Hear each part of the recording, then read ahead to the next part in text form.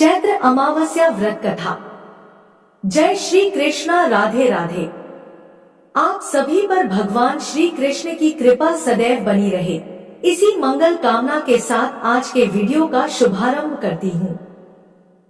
आज चैत्र मास की अमावस्या तिथि है। हिंदू धर्म में चैत्र मास की अमावस्या को बहुत ही महत्वपूर्ण माना गया है। हिंदू कैलेंडर के अनुसार हर माह के कृष्ण पक्ष का 15वां दिन अमावस्या कहलाता है और चैत्र मास की अमावस्या तिथि को चैत्र अमावस्या के नाम से जाना जाता है। पितृ तर्पण, श्राद्ध, भगवान विष्णु और शिव जी की पूजा के लिए यह दिन बहुत ही खास माना जाता है। धार्मिक मान्यताओं के अनुसार आज के दिन गंगा स्नान एवं दान करने से मनुष्य को जीवन में सफलता प्राप्त होती है और पितृ प्रसन्न होते हैं। आज के दिन चैत्र मास की अमावस्या की कथाओं को सुनने से मनुष्य के सभी पाप और संकट दूर हो जाते हैं तथा उसकी मनोकामनाएं पूर्ण होती हैं। तो आज मैं आपको सुना रही हूँ चैत्र मास अमावस्या की बड़ी ही दुर्लभ कथा। अतः इन सभी कथाओं को बड़ी ही श्रद्धा और प्रसन्नचित्त मन से पूरा अवश्य सुनिए। तो चलिए आज की इस कथा को हम शुरू करते हैं। कथा शुरू करने से पहले आप सभी से निवेदन है कि चैनल को सब्सक्राइब करें और कमेंट बॉक्स में जय श्री कृष्णा, राधे राधे या जय श्री हरि लिखकर अपनी हाजिरी अवश्य लगवाएं। तो चलिए आज की कथा शुरू करते हैं। पौराणिक कथा के अनुसार एक साहूकार के 7 बेटे और 7 बहुओं के साथ एक बेटी भी थी। साहूकार के घर रोज एक जोगी आता था जिसे साहूकार की बहू भिक्षा देती थी। उस जोगी को जब साहूकार की बेटी भिक्षा देने आती तो वह उससे भिक्षा नहीं लेता था और कहता कि तेरे भाग्य में सुहाग की जगह दुहाग लिखा है। लड़की को उस जोगी की यह बात बहुत बुरी लगती और एक दिन वह अपनी माँ से रोते रोते जोगी की बात बताती है। सारी बात सुनकर माँ कहती है कि कल जब जोगी आएगा तब मैं सुनती हूँ कि वह क्या कहता है और क्यों कहता है। अगले दिन फिर जोगी आता है तो साहूकारनी छिपकर बैठ जाती है और लड़की को भिक्षा देने भेजती है। जोगी उससे भिक्षा नहीं लेता और फिर वही बात दोहराता है कि तेरे भाग्य में सुहाग की बजाय दुहाग लिखा है। लड़की की माँ बाहर निकल कर आती है और जोगी से कहती है कि एक तो हम तुम्हें भिक्षा देते हैं और तू हमें गाली देता है। जोगी कहता है कि मैं गाली नहीं दे रहा हूँ, जो बात सच है वही कह रहा हूँ। इसके भाग्य में जो लिखा है मैं वही सच आपको बता रहा हूँ। सारी बातें सुनने पर लड़की की माँ कहती है कि जब तुझे सारी बात पता है तो इससे बचने का उपाय भी पता होगा, वह बता। जोगी कहता है कि 7 समंदर पार एक धोबन रहती है जिसका नाम सोना है। वह अमावस्या का व्रत करती है। अगर वह आकर इसे फल दे दे तब इसका दुहाग टल सकता है, अन्यथा विवाह के समय सर्प के काटने से इसके पति की मृत्यु हो जाएगी। सारी बात सुनकर माँ रोने लगी और सोना धोबिन की तलाश में निकल गई। चलते चलते रास्ते में तेज धूप पड़ रही थी, जिससे बचने के लिए वह एक पीपल के वृक्ष के नीचे बैठ गई। उसी वृक्ष पर एक गरुड़ के बच्चे अपने घोंसले में थे। एक सांप आया और गरुड़ के बच्चों को खाने के लिए लपका, लेकिन साहूकारनी ने उस सांप को मारकर बच्चों की रक्षा की। कुछ देर बाद गरुड़नी आई और सब जगह खून देखकर साहूकारनी को चोट से मारने लगी।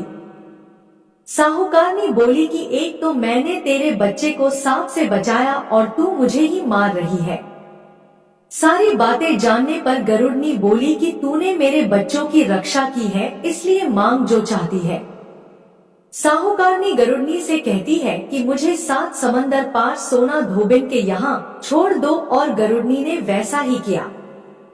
साहूकारनी वहाँ पहुँच तो गई, लेकिन सोचने लगी कि इसे कैसे मनाऊं। सोना धोबिन की भी 7 बहुएं थी, लेकिन घर के काम को करने के लिए सदा आपस में ही लड़ती झगड़ती रहती थी। रात को जब सब सो जाते तो ब्राह्मणी साहूकारनी के घर जाती और चुपके से सारा काम करके उजाला होने से पहले चली भी जाती।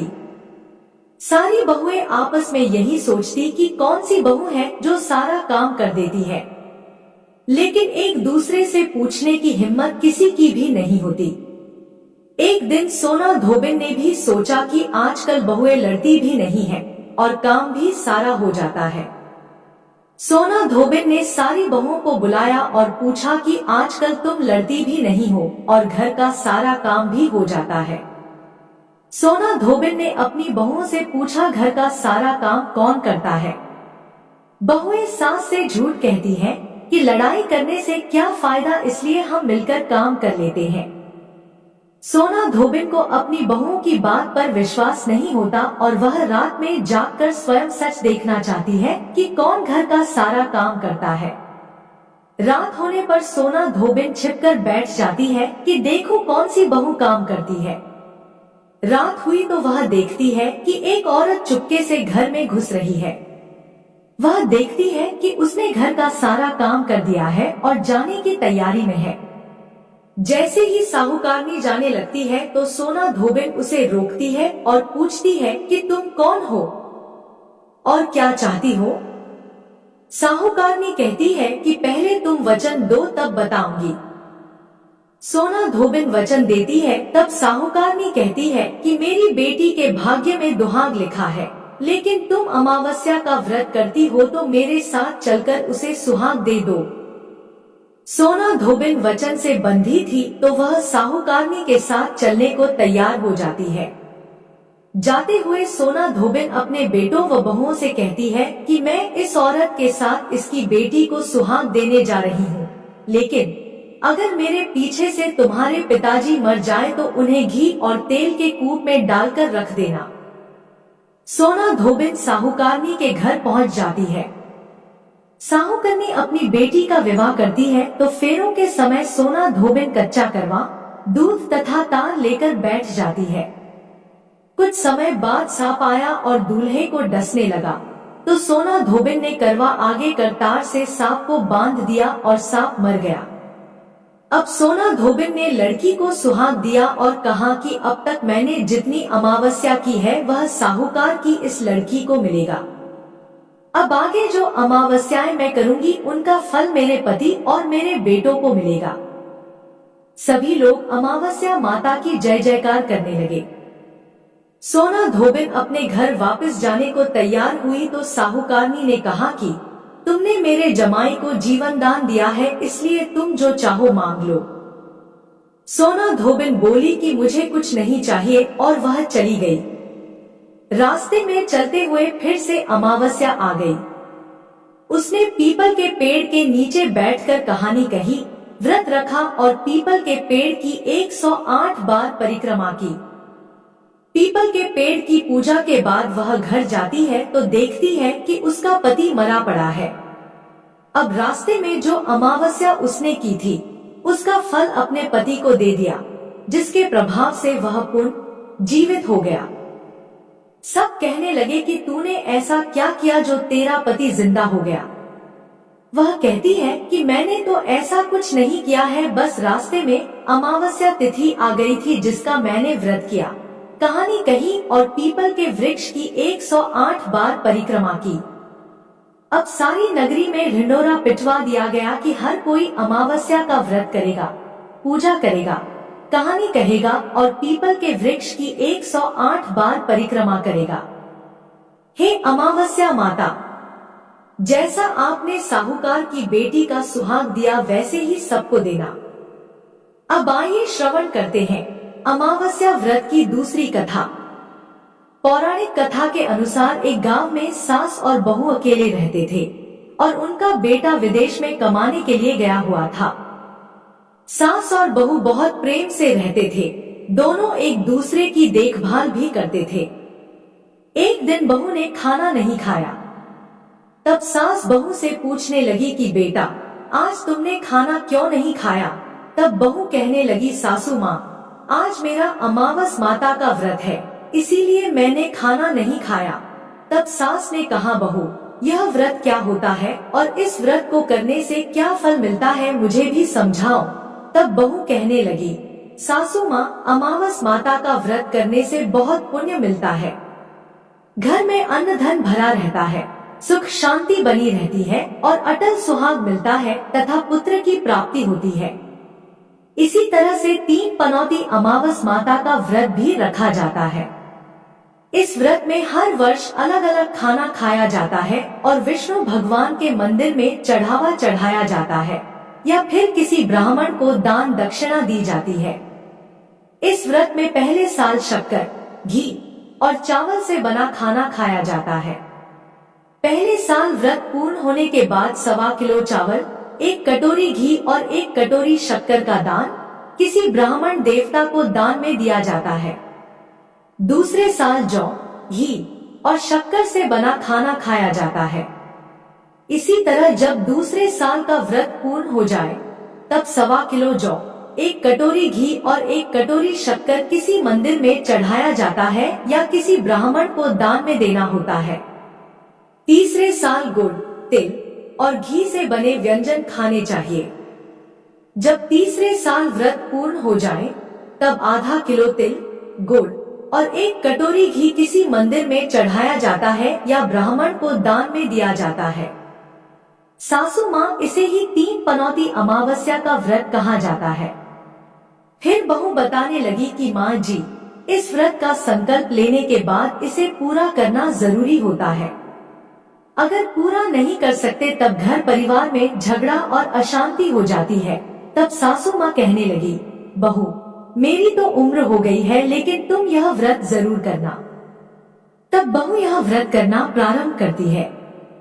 एक दिन बहू ने किसी के कहने पर गेहूं से बनी रोटी खा ली और अमावस माता इस बात से नाराज हो गई।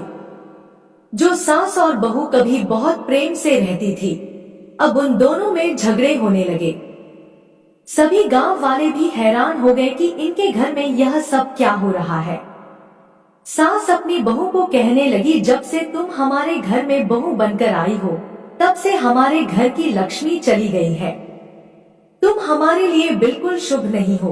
तब बहू ने कहा, माँ जी आपके घर की लक्ष्मी चली गई है तो मुझे बताओ कि कहाँ मिलेगी, मैं लक्ष्मी को लेकर आऊंगी। तब सासू माँ कहने लगी, बहू लक्ष्मी तुम्हें समुद्र के बीच में भगवान विष्णु के पैर दबाते हुए मिलेगी। तब बहू यह कहकर चली जाती है कि माँ जी अब तो मैं लक्ष्मी जी को लेकर ही वापस आऊंगी, नहीं तो मैं इस घर में पैर नहीं रखूंगी। ऐसा कहकर बहू लक्ष्मी की खोज में चली गई। जब बहू लक्ष्मी की खोज के लिए निकली तब उसे बीच रास्ते में गाय मिली। गाय बहू से पूछने लगी, आप कहाँ जा रही हैं? तब बहू कहने लगी, है गाय माता, मेरी सास कहती है कि मेरे आने से उनके घर में अन्न धन की कमी हो गई है और उनके घर की लक्ष्मी चली गई है, तो मैं लक्ष्मी जी को लेने जा रही हूँ। तब गाय माता कहने लगी, है बेटी अगर तुम जा ही रही हो तो भगवान से मेरे बारे में भी पूछ लेना।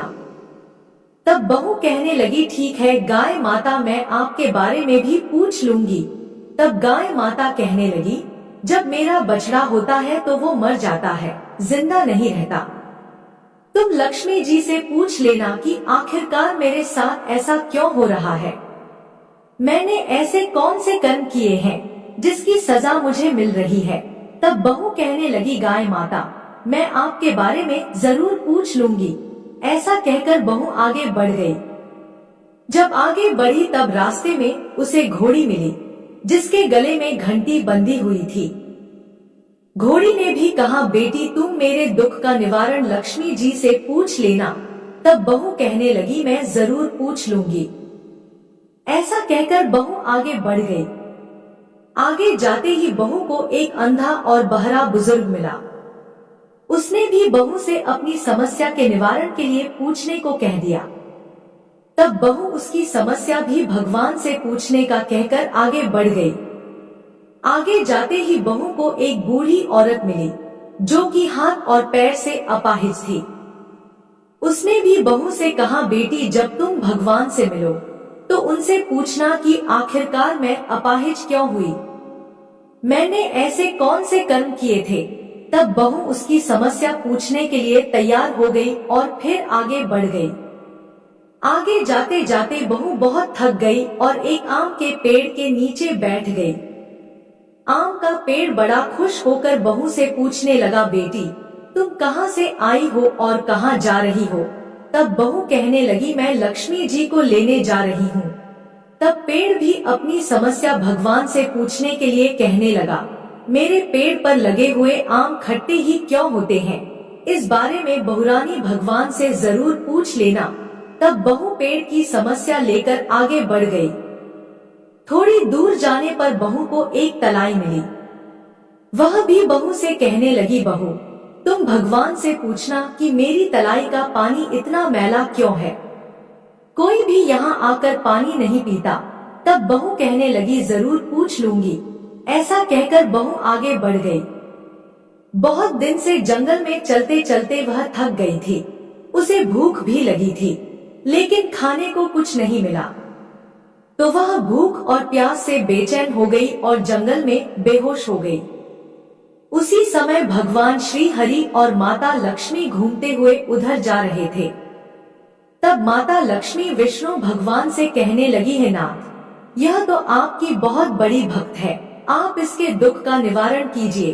तब भगवान श्री हरि कहते हैं, इस संसार में तो बहुत से जीव दुखी हैं, सभी अपने अपने कर्मों का फल भोग रहे हैं।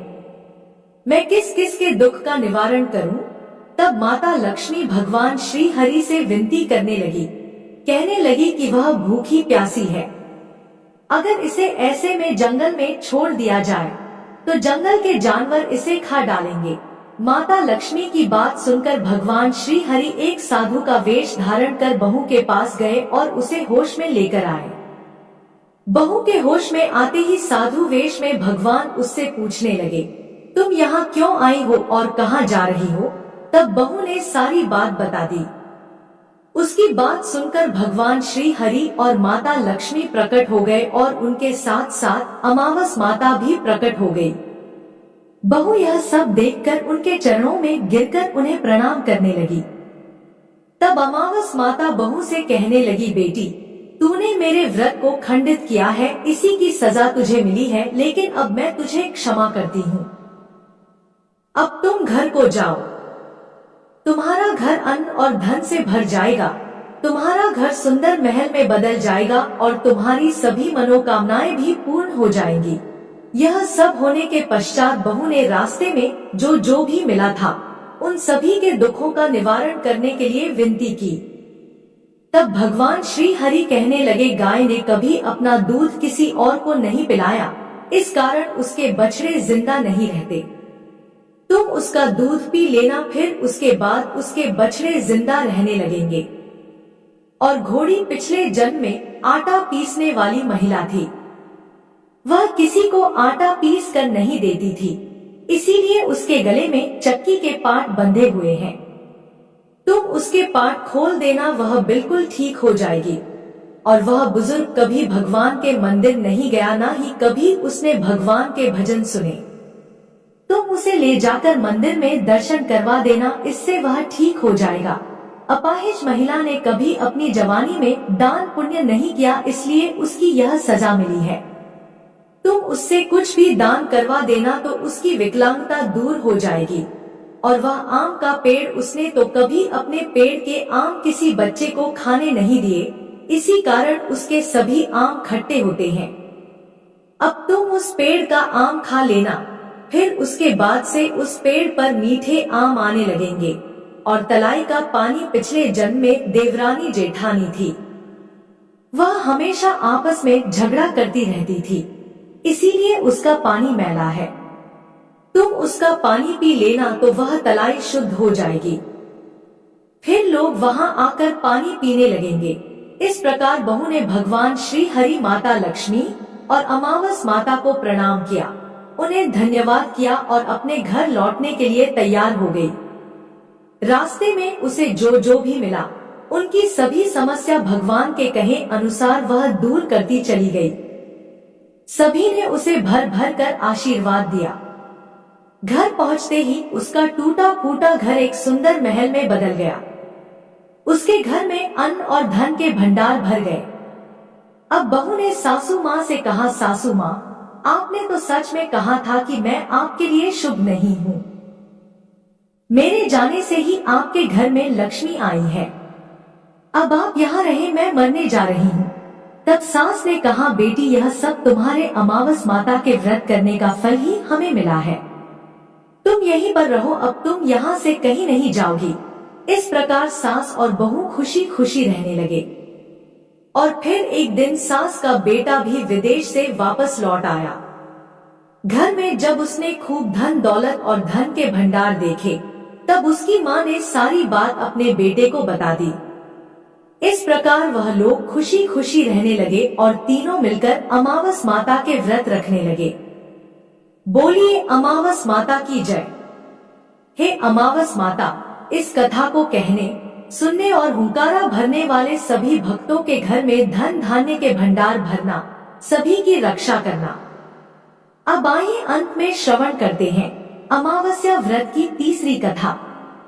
भगवान श्री कृष्ण से एक बार पक्षीराज गरुड़ ने पूछा, हे प्रभु, पृथ्वी पर लोग अपने मृत पितरों का श्राद्ध करते हैं। उनकी रुचि का भोजन ब्राह्मणों आदि को कराते हैं, पर क्या पितरी लोक से पृथ्वी पर आकर श्राद्ध में भोजन करते पितरों को किसी ने देखा भी है? भगवान श्री कृष्ण ने कहा, हे गरुड़, तुम्हारी शंका का निवारण करने के लिए मैं देवी सीता के साथ हुई घटना सुनाता हूँ।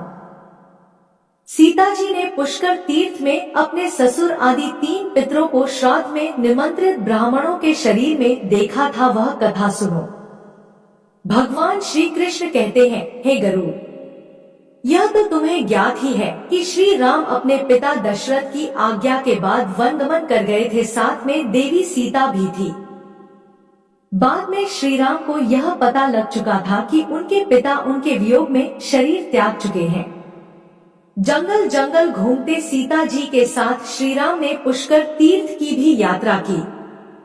अब यह श्राद्ध का अवसर था, ऐसे में पिता का श्राद्ध पुष्कर में हो, इससे श्रेष्ठ क्या हो सकता था। तीर्थ में पहुंचकर उन्होंने श्राद्ध की तैयारियां आरंभ की। श्री राम ने स्वयं ही विभिन्न शाक, फल एवं अन्य उचित खाद्य सामग्री एकत्र किए। जानकी जी ने भोजन तैयार किया। उन्होंने एक पके हुए फल को सिद्ध करके श्री राम जी के सामने उपस्थित किया। श्री राम ने ऋषियों और ब्राह्मणों को सम्मान सहित आमंत्रित किया। श्राद्ध कर्म में दीक्षित श्री राम की आज्ञा से स्वयं दीक्षित होकर सीता जी ने उस धर्म का सम्यक और उचित पालन किया तथा सारी तैयारियां संपन्न हो गयी। अब श्राद्ध में आने वाले ऋषियों और ब्राह्मणों की प्रतीक्षा थी। उस समय सूर्य आकाश मंडल के मध्य पहुंच गए और कुतुब मुहूर्त यानी दिन का 8वां मुहूर्त अथवा दोपहर हो गई। श्री राम ने जिन ऋषियों को निमंत्रित किया था वे सभी आ गए थे। श्री राम ने सभी ऋषियों और ब्राह्मणों का स्वागत और आदर सत्कार किया तथा भोजन करने के लिए आग्रह किया। ऋषियों और ब्राह्मणों को भोजन हेतु आसन ग्रहण करने के बाद जानकी अन्न परोसने के लिए वहां आई। उन्होंने कुछ भोजन बड़े ही भक्ति भाव से ऋषियों के समक्ष पत्तों के बनी थाली पर परोसा। वे ब्राह्मणों के बीच भी गईं, पर अचानक ही जानकी भोजन करते ब्राह्मणों और ऋषियों के बीच से निकली और तुरंत वहां से दूर चली गई। सीता जी लताओं के मध्य छिपकर जा बैठी। यह क्रियाकलाप श्री राम देख रहे थे। सीता के इस कृत्य से श्री राम कुछ चकित हो गए। फिर उन्होंने विचार किया कि ब्राह्मणों को बिना भोजन कराए साध्वी सीता लज्जा के कारण कहीं चली गई होंगी। सीता जी एकांत में जा बैठी हैं। फिर श्री राम जी ने सोचा, अचानक इस कार्य का क्या कारण हो सकता है, अभी यह जानने का समय नहीं। जानकी से इस बात को जानने से पहले मैं इन ब्राह्मणों को भोजन करा लूं, फिर उनसे बात कर कारण समझूंगा। ऐसा विचार कर श्री राम ने स्वयं उन ब्राह्मणों को भोजन कराया। भोजन के बाद ऋषियों को विदा करते समय भी श्री राम के मस्तिष्क में यह बात रह रहकर कौंध रही थी कि सीता ने ऐसा अप्रत्याशित व्यवहार क्यों किया। उन ब्राह्मणों के चले जाने पर श्री राम ने अपनी प्रियतमा सीता जी से पूछा, ब्राह्मणों को देखकर तुम लताओं की ओट में क्यों छिप गई थी, यह उचित नहीं जान पड़ा। इससे ऋषियों के भोजन में व्यवधान हो सकता था, वे कुपित भी हो सकते थे। श्री राम बोले, हे सीते, तुम्हें तो ज्ञात है कि ऋषियों और ब्राह्मणों को पितरों के प्रतीक माना जाता है, ऐसे में तुमने ऐसा क्यों किया? इसका कारण जानने की इच्छा है, मुझे अविलंब बताओ। श्री राम के ऐसा कहने पर सीता जी मुंह नीचे कर सामने खड़ी हो गई और अपने नेत्रों से आंसू बहाती हुई बोली, हे नाथ, मैंने यहाँ जिस प्रकार का आश्चर्य देखा है उसे आप सुने। इस श्राद्ध में उपस्थित ब्राह्मणों की अगली पांत में मैंने दो महापुरुषों को देखा जो राजा जैसे प्रतीत हो रहे थे। ऋषियों ब्राह्मणों के बीच सजे धजे राजा महाराजा जैसे महापुरुषों को देख मैं अचरज में थी। तभी मैंने आपके पिताश्री के भी दर्शन किए, वह भी सभी तरह के राजसी वस्त्रों और आभूषणों से सुशोभित थे। आपके पिता को देखकर मैं बिना बताए एकांत में चली आई थी। मुझे न केवल लज्जा का बोध हुआ वरन मेरे विचार में कुछ और भी आया। तभी निर्णय लिया, हे प्रभु, पेड़ों की छाल वल्कल और मृगचर्म धारण करके मैं अपने ससुर के सम्मुख कैसे जा सकती थी? मैं आपसे यह सत्य ही कह रही हूँ। अपने हाथ से राजा को मैं वह भोजन कैसे दे सकती थी जिसके दासों के भी दास कभी वैसा भोजन नहीं करते? मिट्टी और पत्तों आदि से बने पात्रों में उस अन्न को रखकर मैं उन्हें कैसे देती? मैं तो वही हूँ जो पहले सभी प्रकार के आभूषणों से सुशोभित रहती थी और आपके पिताश्री मुझे वैसी स्थिति में देख चुके थे। आज मैं इस अवस्था में उनके सामने कैसे जाती? इससे उनके मन को भी क्षोभ होता। मैं उनको क्षोभ में कैसे देख सकती थी? क्या यह कहीं से उचित होता? इन सब कारणों से हुई लज्जा के कारण मैं वापस हो गई और किसी की दृष्टि न पड़े इसलिए सघन लता में आ बैठी। गरुड़ जी बोले, हे भगवान, आपकी इस कथा से मेरी शंका का उचित निवारण हो गया कि श्रद्धा में पितृगण साक्षात प्रकट होते हैं और वे श्राद्ध का भोजन करने वाले ब्राह्मणों में उपस्थित रहते हैं। हर हर महादेव। अगर वीडियो पसंद आई तो हमारे चैनल को सब्सक्राइब करें। धन्यवाद।